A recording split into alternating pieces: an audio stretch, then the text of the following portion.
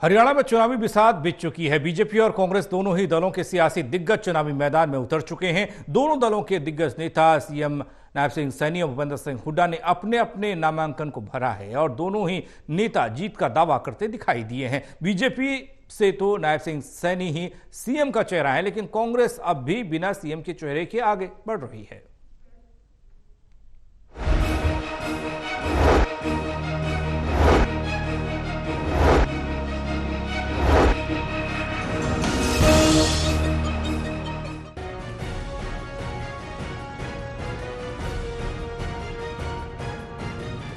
हरियाणा में विधानसभा चुनाव को लेकर राजनीतिक दल रणनीतिक तौर पर आगे बढ़ रहे हैं।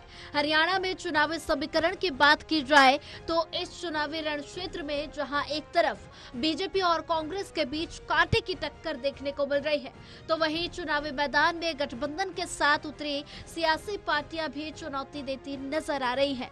लेकिन मुख्य तौर पर राजनीतिक दलों के बीच टक्कर की बात की जाए तो बीजेपी और कांग्रेस इस महामुकाबले में फ्रंट पर मौजूद है। बीजेपी और कांग्रेस के उम्मीदवारों की घोषणा के बाद से ही नामांकन का दौर लगातार जारी है।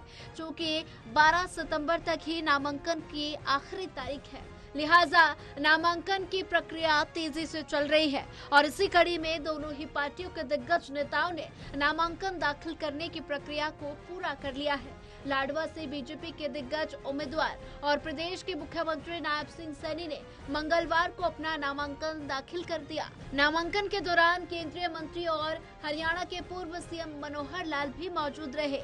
इस दौरान दोनों ही नेताओं ने हरियाणा में तीसरी बार बीजेपी सरकार बनाने का दावा किया। देखिए, लाडवा की जनता का आज भरपूर आशीर्वाद मिला है और ये ऐतिहासिक नॉमिनेशन का कार्यक्रम था कि पूरा का पूरा लाडवा आज सड़कों के ऊपर था। आप लोगों ने देखा है, अपने बेटे भाई को आशीर्वाद देने के लिए आज पूरा लाडवा सड़कों पे आया है। एक बात तय की है कि हरियाणा की डबल इंजन की सरकार ये 8 अक्टूबर के बाद बहुत बड़े मार्जिन के साथ तीसरी बार बन रही है। ये तय हरियाणा के लोगों ने कर दिया है, ये देखने को मिल रहा है। वहीं कांग्रेस की ओर से नामों के ऐलान के बाद से ही नामांकन की प्रक्रिया पूरी की जा रही है।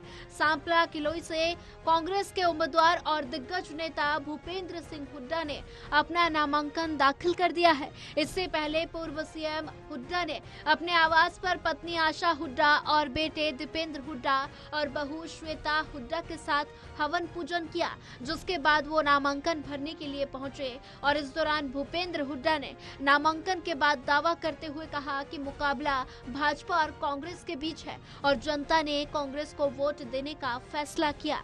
साथ ही दावा करते हुए ये भी कहा कि बीजेपी सत्ता से बाहर जा रही है।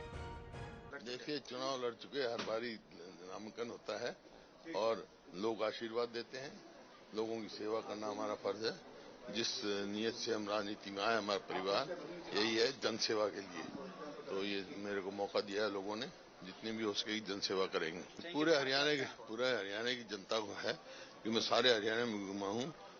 हरियाणा में 36 बिरादरी बना चुकी है। अब की बार कांग्रेस की सरकार। कुल मिलाकर हरियाणा की सियासी हवा अब अपने चरम सीमा पर है। हर कोई अपनी जीत का दावा ठोकता हुआ नजर आ रहा है। कोई किसी की कमियां गिना रहा है तो कोई अपने कामकाज की खूबियां। हालांकि इस चुनावी रण क्षेत्र की दिलचस्प बात यह है कि बीजेपी की ओर से सीएम का चेहरा सबके सामने है। बीजेपी की ओर से चेहरा मुख्यमंत्री नायब सिंह सैनी है और लेकिन कांग्रेस की ओर से मुख्यमंत्री का चेहरा अब तक साफ नहीं हो पाया।